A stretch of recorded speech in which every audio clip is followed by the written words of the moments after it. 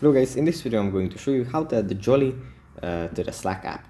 But before that, don't forget to subscribe and leave a comment down below, because at 10,000 subscribers I'm going to show you my whole YouTube revenue statistics and growth strategy. So without further ado, let's just jump right into it. First we have to open up the Slack app, and here it opens up in the home menu where we have our channels and direct messages. From here we just have to go into a channel, then tap on Connect Apps. And here in this list we just have to scroll down, and under the new and noteworthy section here, tap on Jolly.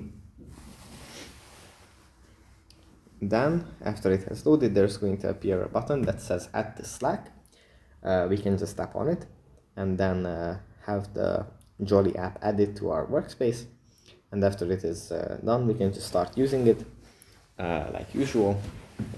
And yeah, that's pretty much it for this video. Hope it was helpful for you guys, and I'll see you in the next one.